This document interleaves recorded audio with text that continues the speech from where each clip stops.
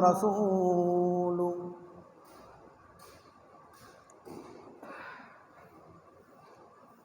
أما بعد فإن خير الحديث كتاب الله وخير الهدي هدي محمد صلى الله تعالى عليه وسلم وشر الأمور محدثاتها فإن كل محدثة بدعة وكل بدعة ضلالة وكل ضلالة في النار. اوپر جگہ بنائی ہوئی ہے وضو کے لیے، اوپر یہاں سے اوپر چلے جائیں.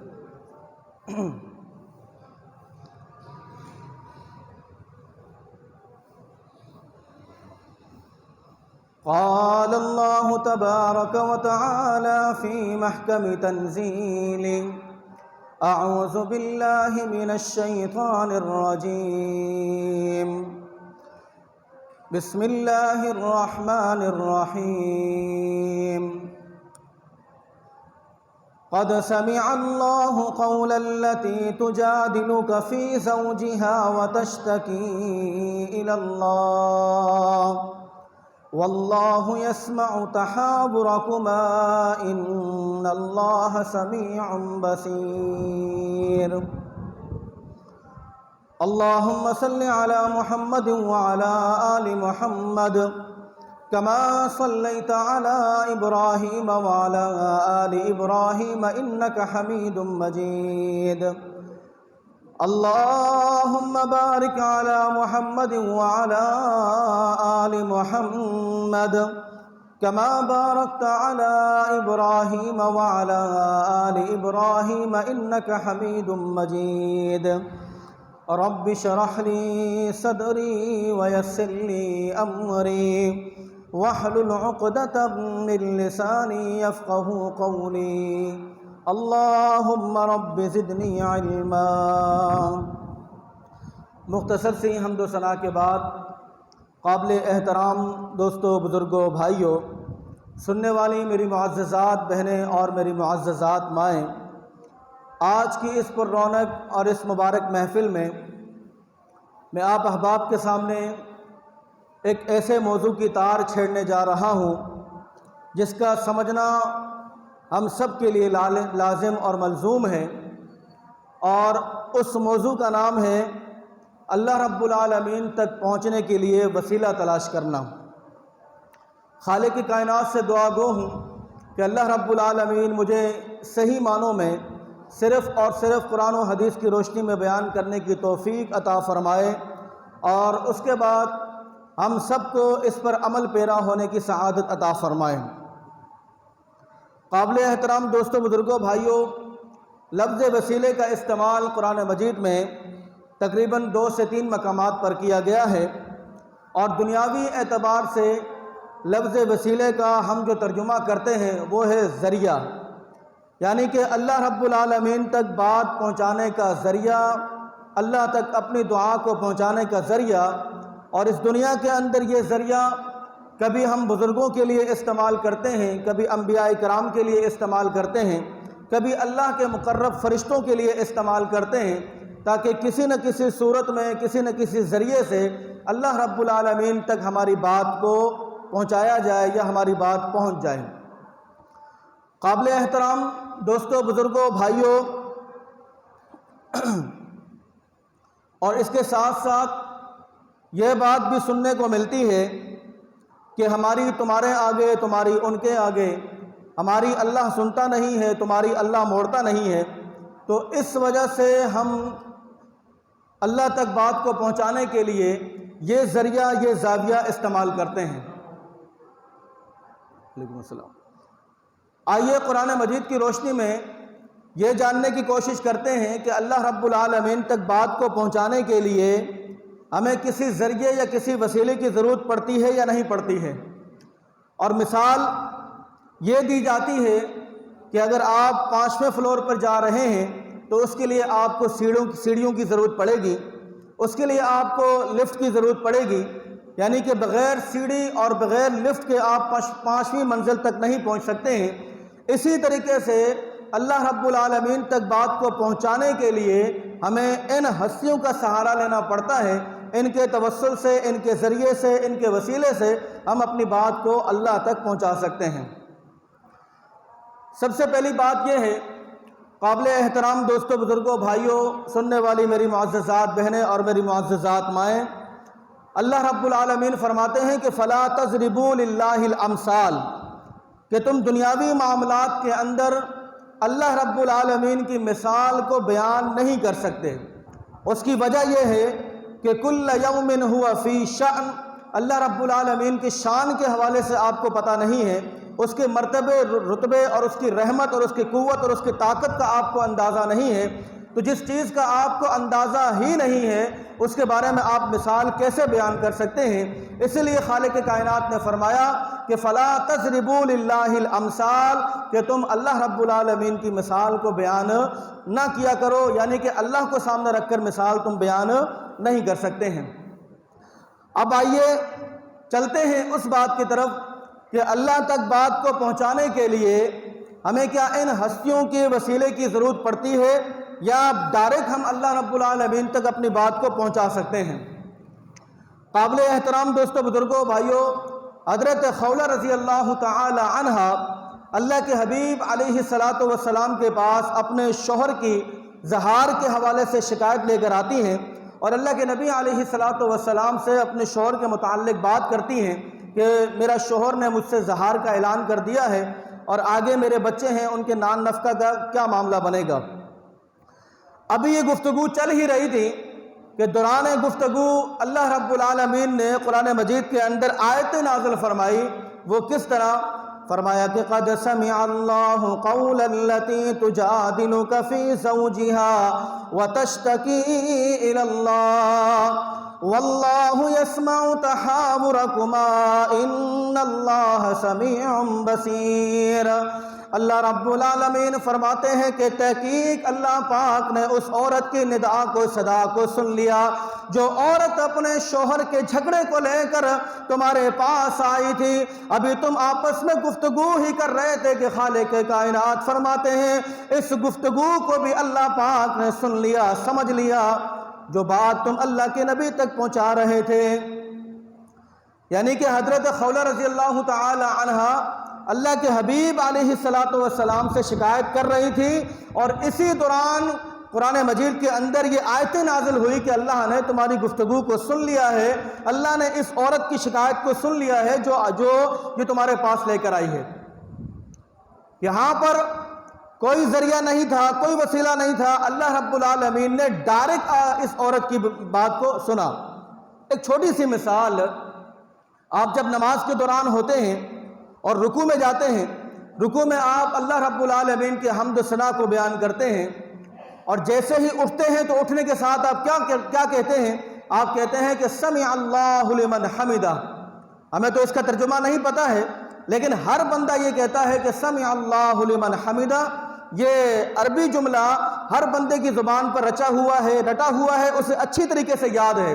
تو کیا کبھی اس چھوٹے سے محاورے پر، اس چھوٹے سے جملے پر کبھی غور و فکر کیا کہ اس کا ترجمہ کیا ہے؟ آپ یہ کہہ رہے ہیں کہ سمع اللہ لمن حمدہ، یعنی اللہ نے اس حمد و ثنا کو سن لیا، اس حمد و ثنا کو اللہ نے سن لیا جو اس کے بندے نے حالت رکوع میں اللہ کی پاکی کو بیان کیا۔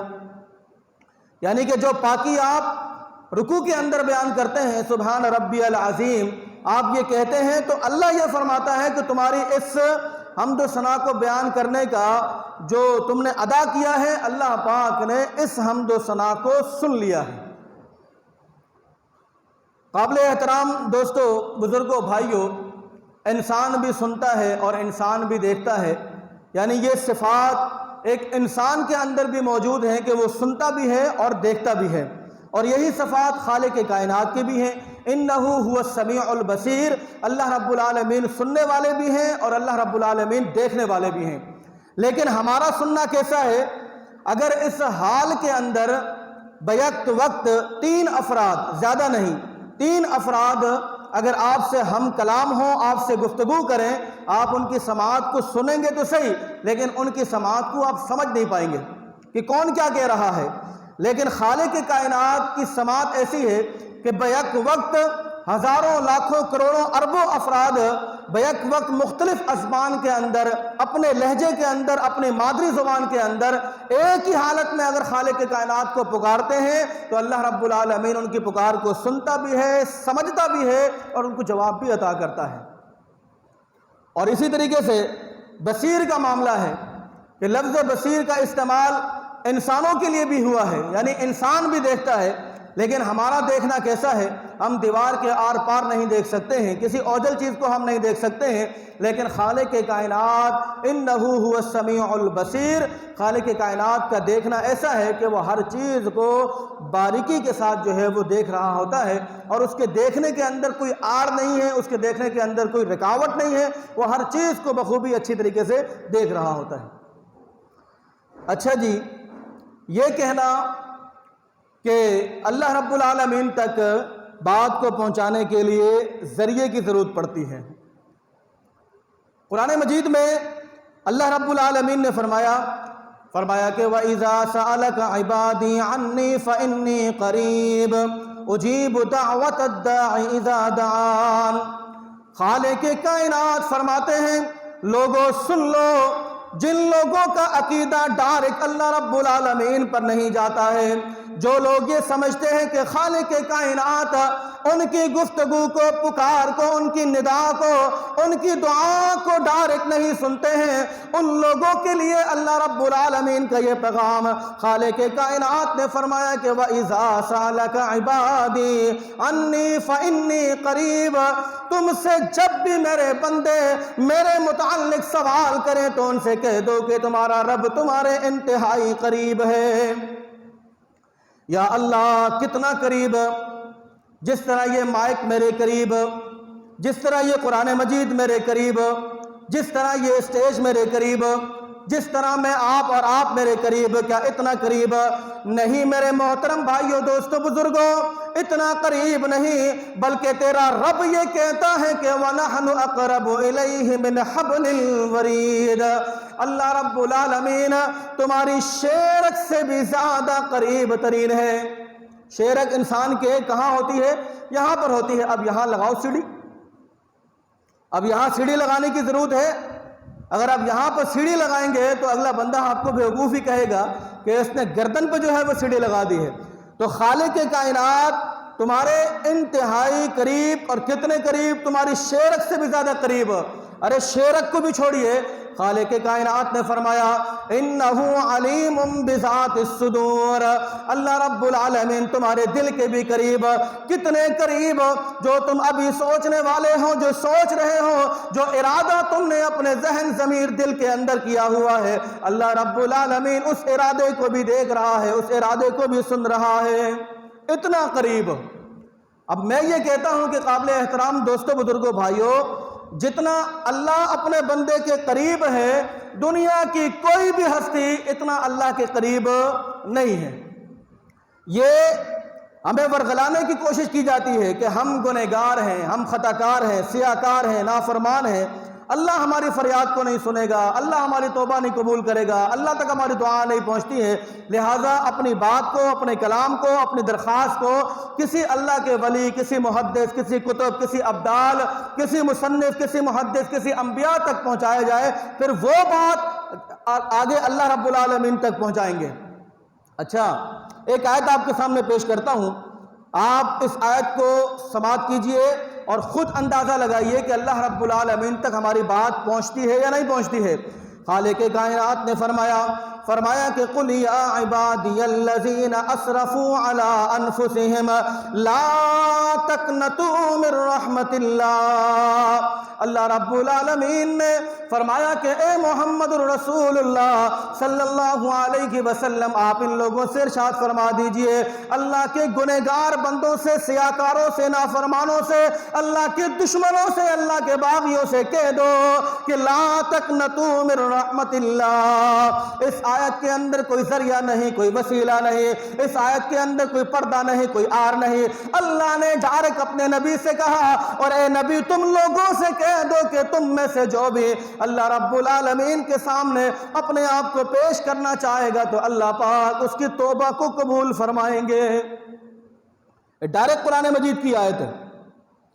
اور اس کے ساتھ ساتھ ایک چیز اور بھی ہے جس کو سورہ طلاق کے اندر اللہ رب العالمین نے بیان کیا۔ یہاں پر اپنی گفتگو کو روک کر ایک چیز اور آپ کے سامنے بیان کرنا چاہوں گا، اور وہ یہ ہے کہ ہم اس طرح سادہ جو گنہگار لوگ ہیں، کہ جو لوگ دین کے حوالے سے جو دور ہیں، ان لوگوں کے متعلق ان کے عقیدے کو مزید کمزور کرنا، ان کے عقائد کو مزید جو ہے وہ کمزور کرنے کے حوالے سے ہم اس قسم کی بات ان کے سامنے رکھتے ہیں کہ تم گنہگار ہو، تمہاری اللہ کہاں سنتا ہے، تمہاری اللہ فریاد کہاں سنتا ہے، لہٰذا کسی کا تم چلو پکڑ لو، کسی کا دامن تھام لو، اور اس طرح تم اللہ رب العالمین کے مقرب بن جاؤ گے۔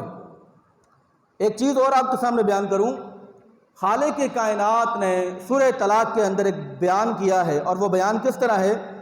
فرمایا کہ وَمَن يَتَوَكَّلْ عَلَى اللَّهِ فَهُوَ حَسْبُهُ إِنَّ اللَّهَ بَالِغُ أَمْرِهِ قَدْ جَعَلَ اللَّهُ لِكُلِّ شَيْءٍ قَدْرًا۔ اللہ رب العالمین فرماتے ہیں کہ جو لوگ اللہ رب العالمین پر بھروسہ کرتے ہیں، ایمان رکھتے ہیں، یقین رکھتے ہیں، اللہ پاک ان کے لیے کافی اور شافی ہو جاتا ہے۔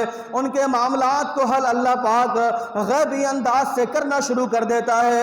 قرآن کہتا ہے وَمَن يَتَوَكَّلْ عَلَى اللَّهِ فَهُوَ حَسْبُهُ، جو لوگ اللہ پر بھروسہ کرتے ہیں، اعتماد کرتے ہیں، اللہ پر ہی توکل رکھتے ہیں، تو اللہ پاک ان کے معاملات کے لیے کافی اور شافی ہو جاتا ہے۔ اس آیت کے اندر بھی تمام ذریعوں کو، تمام وسیلوں کا کلا کما کر دیا گیا۔ قرآن مجید کی ساری آیتیں آپ کے سامنے بیان کی ہیں، لیکن قابل احترام دوستوں اور بزرگوں، بھائیوں، وسیلے کے حوالے سے میں انکار نہیں کرتا، وسیلہ لینا بھی جائز ہے، وسیلہ پکڑنا بھی جائز ہے، اور بحالت ضرورت وسیلہ لیا بھی جا سکتا ہے۔ لیکن یہاں پر رک کر ایک بات آپ کے سامنے کروں، اور وہ یہ ہے کہ شریعت مطہرہ کے اندر دم کرنا جائز ہے۔ شریعت مطہرہ کے اندر دم کرنا جائز ہے، جھاڑ پھونک کی اجازت نہیں ہے، ٹھیک ہے؟ دم کرنا جائز ہے۔ اور دم کون سا ہے؟ الحمدللہ رب العالمین تقریباً 7 دفعہ، اس کے علاوہ آخر کے 2 کل اسپیشلی دم کے لیے ہیں، اعوذ بکلمات اللہ التامات من شر ما خلق، بسم اللہ الذی لا یضر مع اسمہ۔ بہرحال دم کرنا جائز ہے اس دم کے اندر کہ جس میں شرکیہ افکار نہ ہو، جس میں شرکیہ بات نہ ہو، وہ دم بھی جائز ہے، آپ دم کر سکتے ہیں۔ لیکن قابل احترام دوستوں، بزرگوں، بھائیوں، اللہ کے نبی علیہ الصلاۃ والسلام ارشاد فرماتے ہیں کہ قیامت کے دن 70,000 افراد بغیر حساب و کتاب کے جنت میں داخل ہوں گے، اور ان میں سے ایک وہ آدمی ہوگا کہ جو دم نہیں کرواتا ہوگا، جو جھاڑ پھونک نہیں کرواتا ہوگا، جو شرکیہ اس قسم کے معاملات نہیں کرواتا ہوگا، وہ صرف یہ کہتا ہے کہ میرا بھروسہ اللہ پر ہے، بیماری اسی نے دی ہے تو شفا بھی وہی دے گا، غربت اسی نے دی ہے تو فراخی وہی دے گا۔ تو اس طرح اس کا عقیدہ اللہ رب العالمین پر ہے، تو خالق کائنات نے اپنے حبیب سے کہلوایا کہ آپ کہہ دو کہ ان 70,000 افراد میں سے ایک بندہ یہ بھی ہوگا جو جائز ہونے کے باوجود اس کا استعمال نہیں کرتا ہے، اور اس کا عقیدہ یہ ہے کہ میں اللہ رب العالمین، جس طرح حضرت ابراہیم نے کہا، کیا کہا؟ حضرت ابراہیم خلیل اللہ فرماتے ہیں کہ ان صلاتی و نسکی و محیای و مماتی للہ رب العالمین۔ حضرت ابراہیم کہتے ہیں کہ میری نماز، میری قربانی، میرا جینا اور میرا مرنا للہ رب العالمین، اللہ رب العالمین کے لیے ہے۔ ایک اور چیز، جب حضرت ابراہیم خلیل اللہ کو جب آگ کے اندر پھینکا جا رہا تھا اور آپ ہوا کے اندر ملحق تھے، اور بالکل یعنی کہ ایسی کنڈیشن تھی کہ سوائے موت کے اور کوئی چارہ نہیں تھا، تو اس وقت بھی حضرت ابراہیم خلیل اللہ نے اگر کسی کو پکارا تو وہ ڈائریکٹ اللہ رب العالمین کو پکارا۔ ایک بات اور کہی جاتی ہے، اور وہ بات یہ ہے کہ جب حضرت آدم علیہ السلام کو اللہ رب العالمین نے جنت سے بے دخل کیا تھا ان کی غلطی یا خطا یا حکمت کی وجہ سے، تو حضرت آدم نے جو اللہ رب العالمین سے دعا کی تھی وہ جناب محمد الرسول اللہ صلی اللہ علیہ وسلم کے وسیلے سے دعا کی تھی۔ باقاعدہ کلمہ لکھا ہوا تھا کہ لا الہ الا اللہ محمد الرسول اللہ۔ تو حضرت آدم نے اللہ رب العالمین سے سوال کیا کہ بھائی یہ محمد کون ہے؟ تو اللہ نے فرمایا تھا کہ یہ سب سے آخری نبی ہوں گے اور اسی نبی کے ذریعے سے تمہاری بخشش بھی کی جائے گی۔ یہ بات کہی جاتی ہے اور یہی بات مشہور بھی ہے کہ حضرت آدم کی جو دعا قبول ہوئی وہ جناب محمد الرسول اللہ صلی اللہ علیہ وسلم کے وسیلے سے ہوئی، آپ کے نام کی وجہ سے ہوئی۔ اگرچہ پیارے بھائیوں یہ حدیث ذخیرہ احادیث کی کتب میں سے، تمام کتب احادیث میں سے یہ احادیث ہمیں آج تک نہیں ملی کہ یہ حدیث کس کتاب کے اندر درج ہے کہ اللہ نے اپنے آدم کی جو توبہ قبول کی وہ جناب محمد الرسول اللہ صلی اللہ علیہ وسلم کے نام کے وسیلے کی وجہ سے کی۔ میں اختلاف میں نہیں جانا چاہوں گا، بجائے اختلاف کے اگر میں قرآن مجید کی آیتیں آپ کے سامنے پیش کروں تو وہ زیادہ حقدار ہیں اس بات کی کہ ان آیتوں کو ہم فالو کیا جائے بجائے ہم کسی اختلاف میں جائیں۔ اللہ رب العالمین نے کیا فرمایا؟ فرمایا کہ فَتَلَقَّى آدم من ربہ کلمات۔ اللہ رب العالمین نے جب حضرت آدم کو جنت سے بے دخل کر دیا، حضرت آدم پریشان، تو پھر خود اللہ پاک نے حضرت آدم کو چند کلمات سکھائے کہ ان کلمات کو بنیاد بنا کر تم اللہ رب العالمین سے دعا کرو۔ حضرت آدم نے اللہ رب العالمین سے وہ کلمات سیکھے، اور وہ کلمات کون سے ہیں؟ میں نہیں، تیرا قرآن کہتا ہے کہ ربنا ظلمنا انفسنا وَإِن لَّمْ تَغْفِرْ لَنَا وَتَرْحَمْنَا لَنَكُونَنَّ مِنَ الْخَاسِرِينَ۔ اللہ نے اپنے بندے سے کہا، یعنی کہ حضرت آدم سے کہا، اے آدم تم یوں دعا کرو کہ ہمارے رب، ہم نے اپنے نفوس پر بے تحاشا ظلم کیے ہوئے ہیں اور ہم یہ جانتے ہیں کہ مہا تیرے سوا کوئی معاف کرنے والا نہیں، رحم کرنے والا نہیں۔ اگر تو ہمارے دامن کو چھوڑ دے تو یہ بات پختہ ہے کہ ہم انتہائی نقصان اٹھانے والوں میں سے ہوں گے۔ یہ قرآن کہتا ہے کہ حضرت آدم نے جو دعا مانگی وہ جناب محمد الرسول اللہ صلی اللہ علیہ وسلم کے نام کے وسیلے سے نہیں بلکہ ڈائریکٹ اللہ رب العالمین کی ربوبیت کے ساتھ مانگی ہے۔ اور آپ حیران ہوں گے کہ قرآن مجید کے اندر جتنی بھی دعائیں اللہ پاک نے بیان کی ہیں وہ ساری کی ساری دعائیں ربوبیت کے ساتھ شروع ہو رہی ہیں۔ رب اجعلنی مقیم الصلاۃ لا الہ الا انت سبحانک انی کنت من الظالمین، یعنی جتنی بھی دعائیں سکھائی گئی ہیں ان تمام دعاؤں کا تعلق ربوبیت کے ساتھ ہے، جہاں پر کسی وسیلے کی ضرورت نہیں پڑتی ہے۔ آپ ڈائریکٹ اللہ رب العالمین تک اپنی بات کو پہنچا سکتے ہیں۔ یہ ہمارا عقیدہ کمزور کیا گیا، یہ ہمیں مفلوج کیا گیا، ہمیں محتاج بنایا گیا، ہمیں مسکین بنایا گیا کہ ہم اللہ تک بات پہنچانے کے لیے لوگوں کا سہارا لیں، کسی کا بھی سہارا لیں۔ کیوں؟ کہ ہم اللہ کو محبوب نہیں؟ کیا اللہ ہمیں پسند نہیں کرتا ہے؟ کیا اللہ تک ہماری بات نہیں پہنچتی ہے؟ کیا اللہ ہماری فریاد کو نہیں سنتا ہے؟ ہم کیا اتنے کمزور ہیں، یعنی اللہ کی نظر میں ہم اتنے یعنی کہ گرے ہوئے ہیں کہ اللہ تک ہماری بات بھی نہ پہنچے؟ اس بات کا قلع قلم اور اس بات کا توڑ میں ایک حدیث کی صورت میں آپ کے سامنے پیش کرتا ہوں، اس کے بعد آپ خود جائزہ لگا لیجئے گا کہ آپ کی حیثیت، آپ کی ویلیو، آپ کا مقام اللہ رب العالمین کی نظر میں کیا ہے، اللہ آپ کو کیا سمجھتے ہیں، اللہ رب العالمین آپ کو کتنی اہمیت دیتے ہیں۔ ایک حدیث آپ کے سامنے بیان کرتا ہوں، اور وہ حدیث اس طرح ہے۔ جناب محمد الرسول اللہ صلی اللہ علیہ وسلم نے فرمایا، کس نے فرمایا جی؟ جناب محمد الرسول اللہ نے۔ یہ بات میری ذات کی نہیں، نہ ہی میرے خاندان کی کسی افراد کی ہے، نہ کسی بزرگ کی ہے، نہ کسی اور کی، بلکہ یہ بات کس کی ہے؟ جس کا میں نے اور آپ نے کلمہ پڑھا ہے۔ وہ کیا کہتے ہیں؟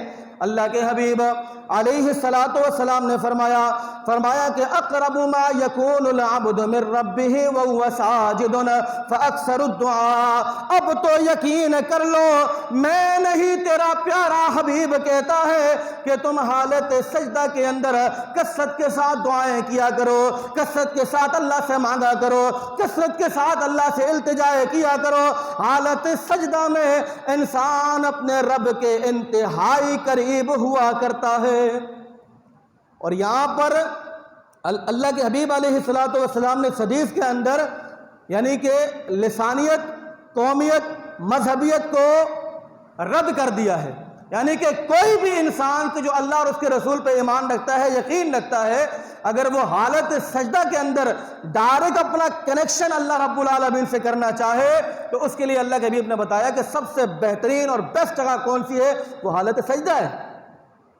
آپ سجدے کے اندر اپنی التجاؤں کو، دعاؤں کو ڈائریکٹ اللہ رب العالمین تک پہنچا سکتے ہیں۔ سر میں نہیں کہتا، یہ آپ کی جناب محمد الرسول اللہ صلی اللہ علیہ وسلم کی حدیث مبارکہ کہتی ہے۔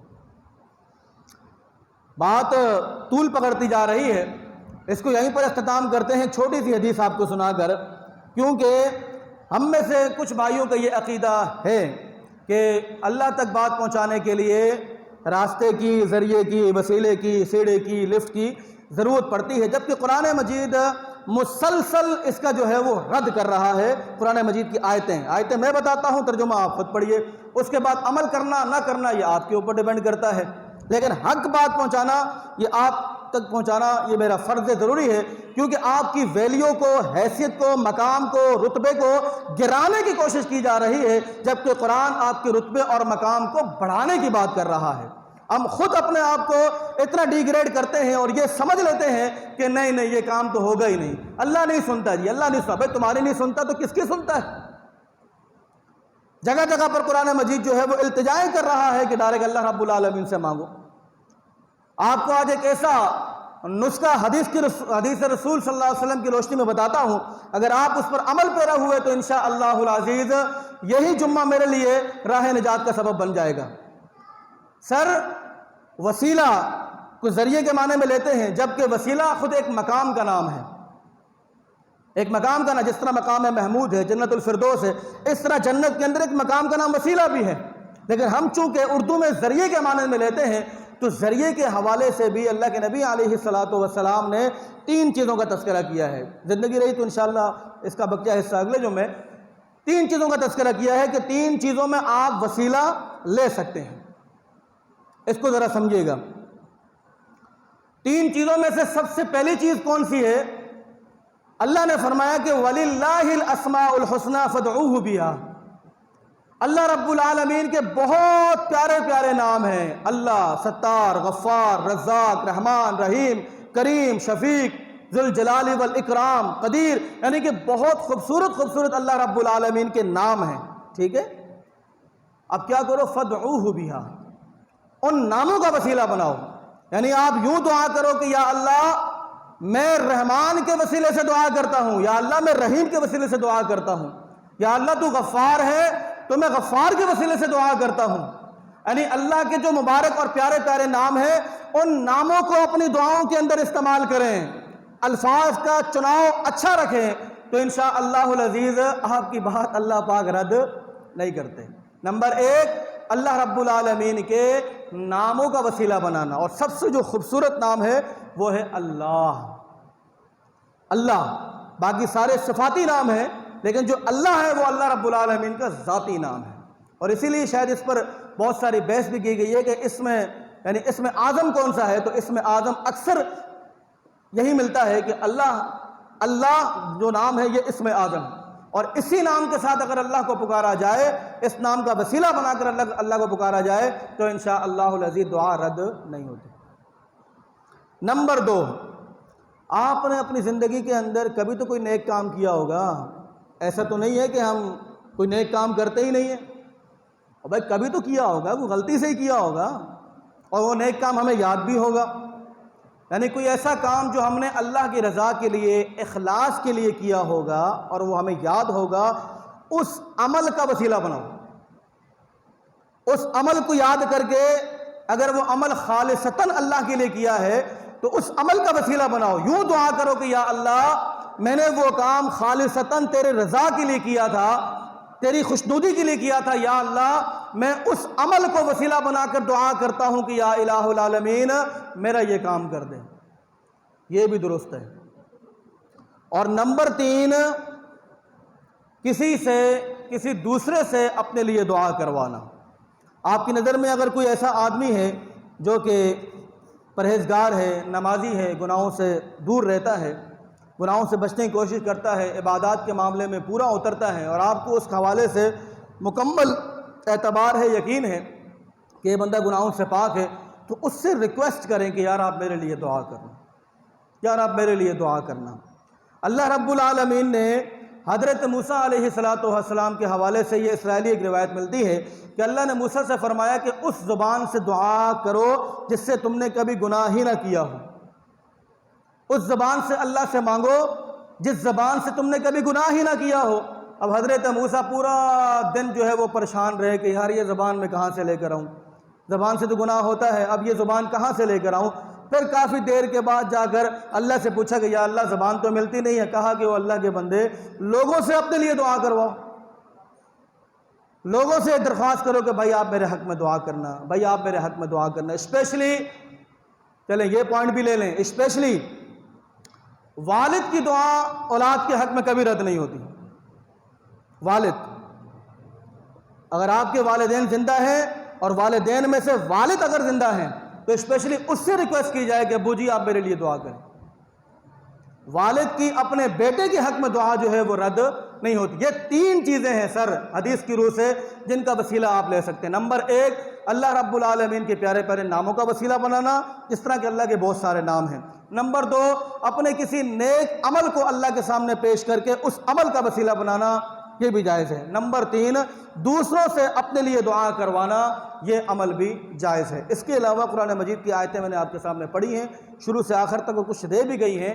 یہ تمام چیزیں جو دنیا کے جو اسباب ہیں ان تمام چیزوں کا رد کرتی ہیں، اور یہ کہ اسپیشلی ایک پلان کے تحت ہمیں ڈی گریڈ کرنے کی کوشش کی جاتی ہے، کمزور کرنے کی کوشش کی جاتی ہے، تاکہ ہم کسی بھی حالت میں اللہ پہ بھروسہ کر ہی نہ سکیں۔ نہیں ہو میرے بھائیو، اللہ تمہاری شہرت سے زیادہ قریب ہے، تمہارے دلوں کے زیادہ قریب ہے۔ اگر تم ڈائریکٹ اللہ سے التجا کرتے ہو تو اللہ رب العالمین ضرور سنتے ہیں۔ انشاءاللہ اس کا بقیہ حصہ زندگی رہی تو انشاءاللہ آئندہ جو میں آپ کے سامنے بیان کروں گا۔